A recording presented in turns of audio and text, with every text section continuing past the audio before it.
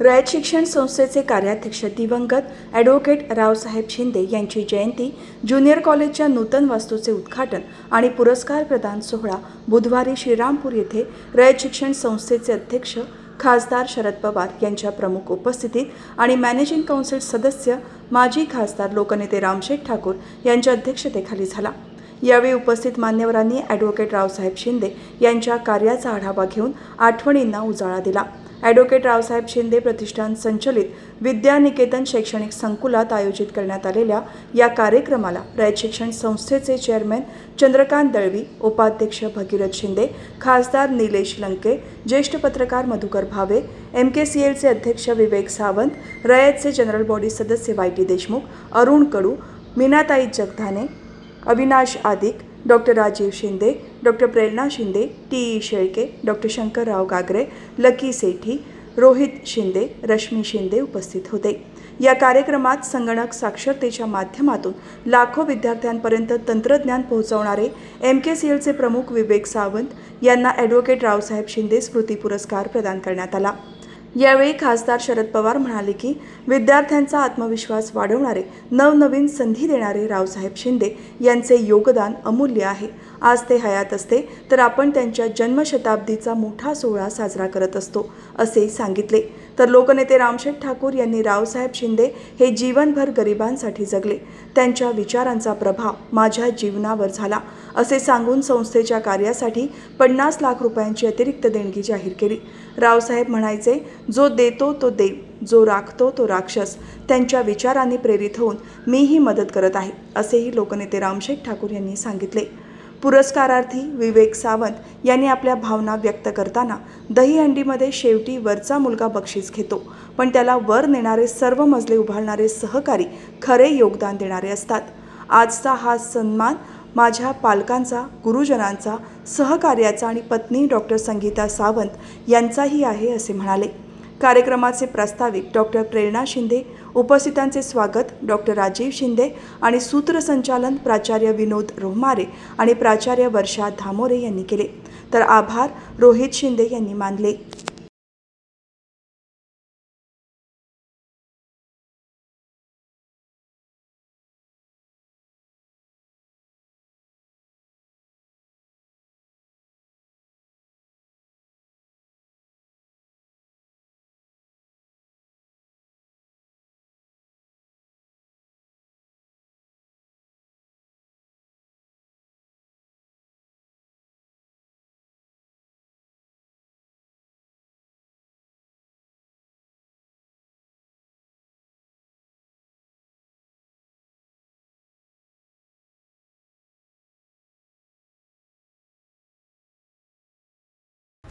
रावसाहेब शिंदे साहेबांचा आणि माझा संबंध बऱ्याच वर्षाचा होता। म्हणजे साधारणतः 84-85 पासून मी रयत शिक्षण संस्थेच्या 9 मेच्या कार्यक्रमाला जायला लागलो। मग 90-92 साली मी रयत शिक्षण संस्थेचा जनरल बॉडी सदस्य झालो। त्याच्यानंतर रावसाहेब शिंदे हे त्यावेळेला व्हाईस चेअरमन होते। नंतरच्या काळात जवळजवळ 30 वर्ष ते व्हाईस चेअरमन होते, नंतर ते चेअरमन झाले। रावसाहेबांच्या बरोबर माझा फार जवळचा संबंध आला। एक तुमच्यासारखाच त्यांचा मुलगा समजा पाहिजे तर, म्हणजे अशा प्रकारे त्यांनी मला मुलासारखं अगदी वागवलं। त्यांचा जे वागणं बोलणं होतं, अगोदर त्यांचा इतिहास मी काय सांगायला पाहिजे अशातला भाग नाही। स्वातंत्र्य चळवळीपासून जे जे काही केले त्यांनी, त्यांची भूमिका ही आपल्याला सगळ्यांना माहिती आहे। गोरगरिबांसाठी स्वतःचा जीव म्हणजे जगणारे असे रावसाहेब शिंदे होते आणि त्याचा प्रभाव माझ्या जीवनावर फार मोठा झाला। खरं तर कर्मवीर अण्णांच्या संस्थेत मी हायस्कूल झालं, कॉलेज झालं, लेबर स्किलला काही दिवस होतो। त्याच्यानंतर मग शिक्षक, मग उद्योजक, मग अचानक मला लॉटरी लागली आणि लंकेसाहेब तुमच्यासारखं मी खासदार पण झालो। म्हणजे अक्षरशः म्हणजे तसं खासदारी डोक्यात नव्हतं, काही नव्हतं, पण अचानक एकदा नाही तर 2दा खासदार झालो। आता त्याच्यानंतर उद्योग वगैरे करता करता म्हटलं आता आपल्याला देवाने इतकं दिलं, छप्पर फाडके दिले। मग त्या दृष्टीनं मला वाटायला लागलं की आता उद्योग चालूच राहील, पण त्यातला काहीतरी 20-25% वाटा जो आहे कमीत कमी, मी काय सर्व देत नाही, पण जो उद्योग आपला चाललेला आहे, मोठी कंपनी झाली, त्याच्यात भरपूर इंजिनियर्स आले, 100-150 इंजिनियरले, स्टाफ 3-4 हजार स्टाफ झाला, भरपूर मशिनरी झाली, आणि त्याच्यातून मग येते हा आपलं नाही फोडीले भांडार धन्याचा माल मी तो हमाल भारवाई, ती भार वाहणाऱ्या हमालाची आपली भूमिका आपण वठवायची आहे. आणि दळवी साहेबांनी उदाहरण सांगितलंच की टेकडी बघती आणि त्याचं काय वाटप कसं करायचं ते त्याप्रमाणे तुम्ही म्हणजे बघ. अर्जुनाला जमलं नाही, कर्णाने ते केलं, मी कर्णबीडने इतका काय मोठा नाही, पण त्या अण्णांच्या वाटेनं, रावसाहेबांच्या वाटेनं जाणारा एक त्यांचा पाईक आहे. आणि त्याने आम्हाला जे दिलं आहे, रावसाहेबांचं एक वाक्य मी माझ्या लेखामध्ये पण लिहिलं आहे की जो देतो तो देव, जो राखतो तो राक्षस. ही भूमिका माझ्या हृदयपटलावर उडून गेली आणि साहेबांच्या जास्तीत जास्त जवळ राहण्याचा मी प्रयत्न केला. आणि त्यांच्यानंतर ते असताना मी अनेक वेळा इथं आलो आहे, ते असतानाही आलो आहे, ते त्याच्या शेवटच्या दिवसापासून त्यावेळेला आलो, नंतरही आलो आहे. पण त्यांची मुलगा आणि सुनबाई ह्या दोघांनी मला म्हणजे डॉक्टर शिंदेंचा भाऊ म्हणून किंवा त्यांच्या घरातला म्हणूनच त्यांनी वागवलं आहे. त्यामुळे मी इकडे श्रीरामपूरला आलो तर मला आपल्या घरी चाललं असं वाटतं. म्हणजे याच्या बाबतीत मला असं वाटत नाही मी कुठल्या तरी फंक्शनला चाललो आहे, प्रोग्रामला चाललो आहे. कारण काय, एक त्याने जितकं प्रेम दिलं आणि साधारण आम्हाला घडवलं आहे, तो त्यांचा आदर्श घेऊन आम्ही चाललो आहे. आणि म्हणून मग इथं आल्यानंतर मला हे होतं. मागच्या वेळा एकदा मी आलो आणि साधारणतः एक कार्यक्रम होता, त्यावेळेला एक दाखवलं आम्हाला, इथं मी आता ज्युनियर कॉलेजची बिल्डिंग बांधत आहे. तर चांगली गोष्ट आहे, बघूया काय साधारणतः. तर म्हणे आत्ताच सुरुवात झाली ती बिल्डिंग बांधायला, पायाचं भरणी फक्त होती झालेली. इतकी मोठी 12 एकर जमीन, आमच्याकडे 12 एकर सोडून द्या, शाळा कॉलेज संस्था करताना 2 एकर जागा पण भरपूर होते आणि त्यात सगळं करतात. बाकीची जमीन मग म्हणजे रेसिडेन्शियल असेल, कमर्शियल आहे, अशा रीतीने वापरली जाते. पण डॉक्टरांना ही हाव नाही, शैक्षणिक काम चांगल्या रीतीनं व्हायला पाहिजे, तशाच पूर्णच्या पूर्ण 12 एकर जमीन, स्वतंत्र ज्युनियर कॉलेज, स्वतंत्र हायस्कूल, स्वतंत्र काहीतरी अशा रीतीने भव्य ग्राउंड ठेवलं. आणि त्यांनी सांगितलं की मुलींच्या घरापर्यंत आमची बस जाते, हा ताफा बागा बसचा किती आहे तो 14-15 बसेस समोर उभ्या राहिलेले दिसत आहेत. आणि अशा रीतीनं प्रत्येकाला घरपोच न्यायचं आणायची जबाबदारी घेतली. आणि त्यांना आपल्या घरातले विद्यार्थी मुलं आहेत समजून त्यांचं आज ते काम पाहत आहेत. ज्या पद्धतीनं आता ही शाळाला मी उद्घाटन करायला साहेबांच्यावर गेलो, तिथं पाहिलं. ते पाहिल्यानंतर ग्राउंड फ्लोअर आता पूर्ण झाला आहे, पहिल्या माळ्याचं काम चाललं आहे, वरती आणखीन 3रा माळा करायचा आहे. शिंदे आपल्या दळवी साहेब तुम्ही सांगितल्याप्रमाणे खरंच मलाही अतिशय आनंद झाला. नाही मलाही वाटलं काय ते वर्ग आहेत, हे वर्ग पाहिल्यानंतर मी कमीत कमी 100-200 शाळांना कॉलेजला भेट दिली असेल, पण क्वचित कुठंतरी काहीतरी असं अगदी म्हणजे रिअर ज्याला म्हणतो ना आपण, तर तसंच ठिकाणी मला बघायला मिळाले. अत्याधुनिक सावंतसाहेबांचं जे कॉम्प्युटरचं ज्ञान आहे काय, त्याप्रमाणे त्याची ती बोर्ड आणलेले आहेत, त्या ह्याच्यातून सर्वसाधारण दिसते आपल्याला. तर ह्या सर्व याच्यातून जे शिक्षण तुम्ही देताय हे अतिशय महत्त्वाचं आहे. पण अजून पहिला माळा चालला आहे, 2रा माळा जाणार आहे. आणि त्याच्या दृष्टीनं मला वाटते मी पहिल्यांदा 50 लाख दिले होते, आणखीन 50 लाख रुपये मी माझ्याकडनं ती देणगी इथं देत आहे.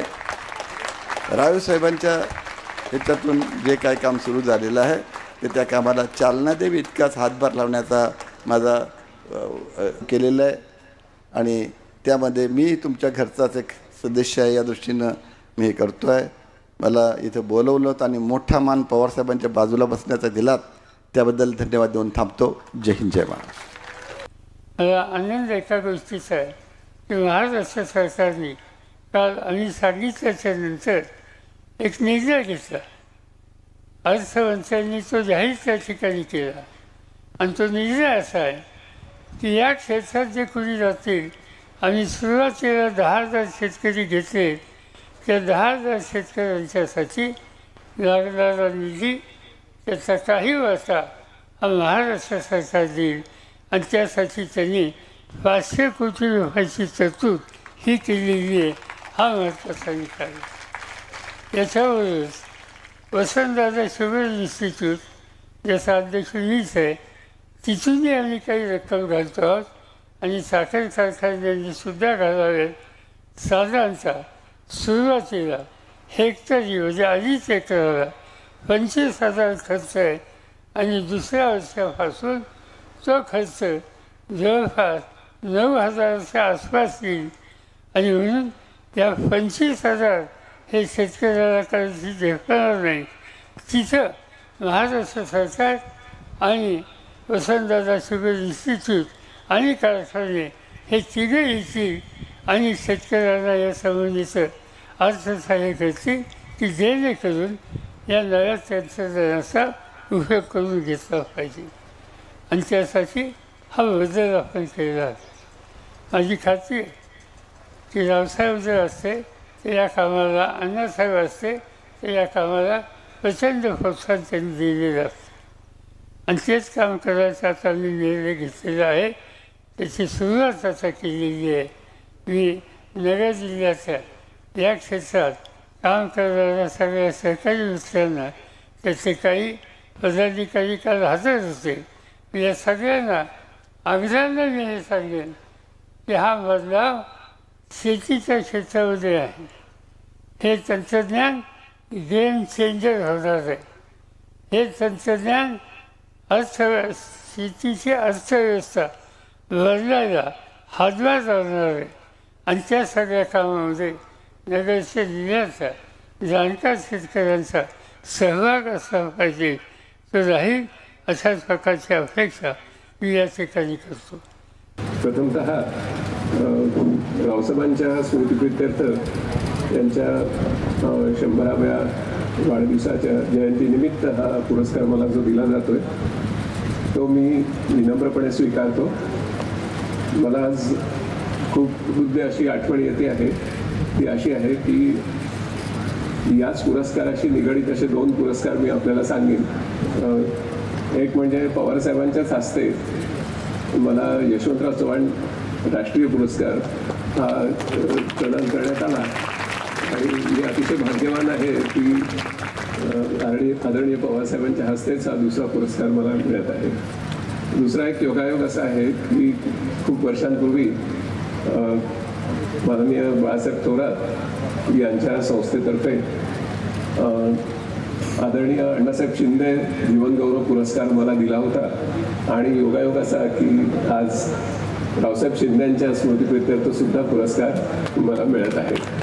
त्यामुळे किती जबाबदारीची जाणीव मला करून दिली जात आहे हे मला समजत आहे. हे सगळे जे पुरस्कार आहेत हे खरं म्हणजे मी ज्या संस्थेमध्ये काम करतो त्या संस्थेच्या कार्याचा हा गौरव असतो. याच्यात व्यक्तिगत असं काही नसतं. इथे आपले लहान विद्यार्थी बसलेत, त्यांना सहज समजावं म्हणून मी सांगेन की मी एका ठिकाणी ऐकलं की दहीहंडीमध्ये सर्वात वरचा जो मुलगा असतो तो शेवटी दहीहंडी फोडतो आणि तिथे असलेलं बक्षीस त्याच्या हातात मिळतं. तर सगळेजण त्याच्याकडे बघत असतात, पण खरं तो तिथपर्यंत पोचतो तो खरं म्हणजे खाली सगळे मजलेच्या मजले उभे करणारे त्याचे जे टीम मेंबर्स असतात त्याच्यामुळे तो तिथे असतो. आणि खरं म्हणजे त्या सगळे मजले रचणाऱ्या त्याच्या सहकाऱ्यांचा सगळ्यांचा मिळून तो सत्कार असतो. त्यामुळे अतिशय विनम्र भावाने मी असं म्हणेन की आजचा जो हा पुरस्कार मला दिला गेला आहे तो माझे आईवडील, माझे गुरुजन, माझे सर्व मार्गदर्शक, माझे सहकारी आणि देशभर पसरलेले माझे विद्यार्थी आणि सर्वात महत्त्वाचं म्हणजे मला गेली 38 वर्ष सातत्याने साथ देणारी माझी पत्नी डॉक्टर संगीता सावंत पण आज इथे उपस्थित आहे. त्या सगळ्यांना त्याचं श्रेय आहे. आणि मी फक्त तो दहीहंडीतला वरचा मुलगा आहे म्हणून तुम्ही माझ्याकडे बघता आहात.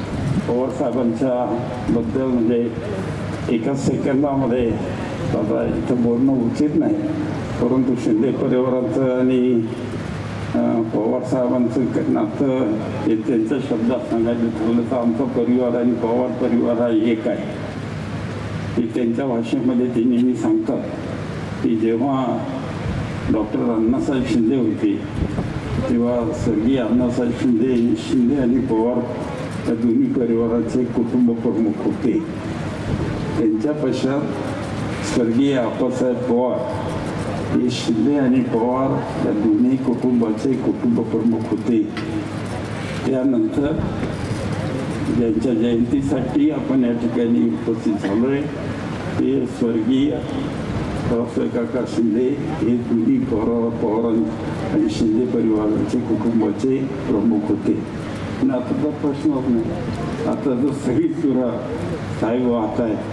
आणि त्यामुळे ज्या वेळेला आम्ही निमंत्रण द्यायला गेलो त्यावेळेला कुठल्याही सेकंद खरं म्हणजे आज अमरावती साहेबांना आज अमरावतीला जायचं होतं पण ते कॅन्सल करू ती वेळ आणि तारीख त्या संस्थेसाठी दिली. पवार साहेबांचं खूप खूप उपकार आहे. मगाशी मॅडमने एक दोन उदाहरण सांगितले. मॅडम खूप उदाहरणं आहेत, त्यारित्या काही बोलता येत नाही, काही बोलता पण येते.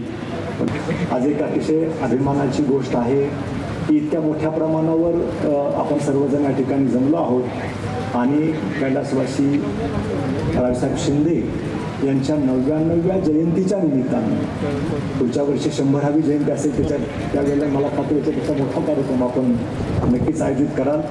या निमित्तानं पहिल्यांदा मी ॲडव्होकेट रावसाहेब शिंदे यांच्या स्मृतीस विनम्र अभिवादन करतो.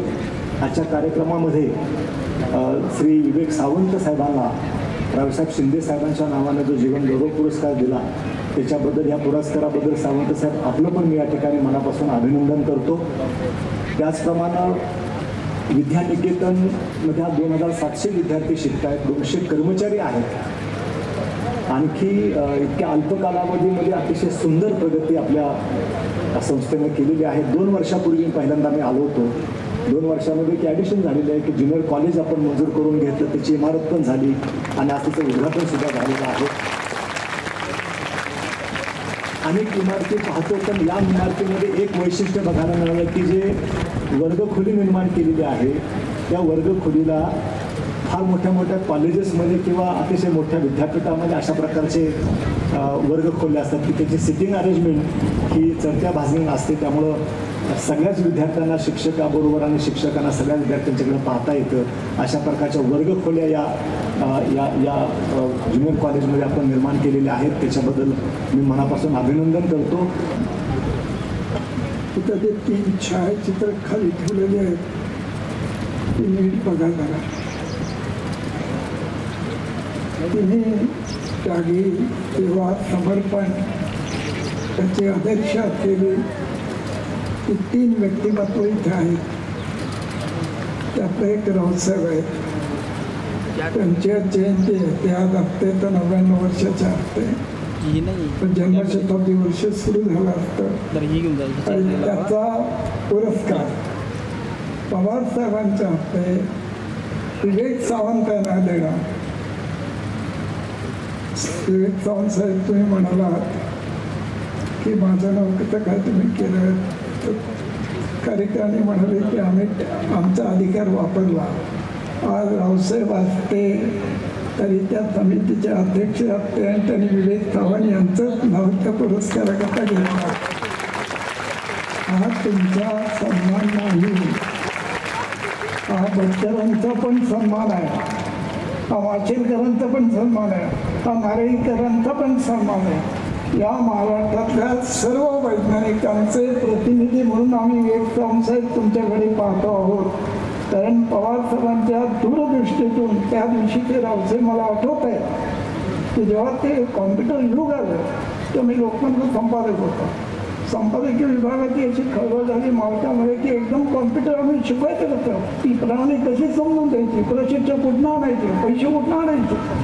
रावसाहेब म्हणाले एवढं कुठनं करायचं. रावसाहेबांचं नाव तुम्हाला पवार साहेबांना त्यांनी सांगितलं. पवारसाहेब शांतपणे म्हणाले प्रस्ताव घ्या आणि बैठक व्हावा. पहिला प्रस्ताव तुम्ही दिला तो 12 कोटीचा आणि 29 कोटीचा. साधी गोष्ट होती का. ती सोच जी रावसाहेबांची होती की उद्याच्या पिढीला आपल्याला काय द्यायचं आहे त्या जगाच्या स्पर्धेत माझी मुलं मागे राहता कामा नयेत. की अण्णांनी जो दिवा लावला होता 1924 साली, ती ज्योत हातात घेऊन रावसाहेब पुढे निघाले होते आणि पवारसाहेबांनी सांगितलं बैठक लावा, किती पाहिजे 12 कोटी. 12 जणांना बोलवलं आणि सांगितलं रामसाहेब तुम्ही एक कोटी, पतंगला तुम्ही एक कोटी, तुझ्या तुझ्या बंडातून एक तुझं, तुझ्या 12 जणांची नावं घेतली आणि 12 कप चहा मागवला.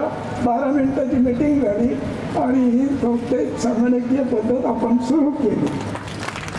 साहेब तुमचं मोठे पण कशात आहे, हा प्रचंड प्रकल्प राबवताना ग्रामीण भागातली मुलं जगाच्या स्पर्धेत टिकली पाहिजे आणि म्हणून रामशेठ तुमच्या बाजूला बघतात. आता मगाशी राजू म्हणाला की रामशेठ यांचे हात घ्या, त्यांच्या हात नका घेऊ, त्यांच्यावर ठेवा ते हात. फक्त जे देणारे धनिक आहेत ना, ते धनिकांना सांगा देणाऱ्याने देत राहावे, धनिकांनी रामशेठ व्हावे. जेवढे धनिक आहेत त्या धनिकांनी रामशेठ होऊन देत राहावे, तर या संस्था उभे राहतील.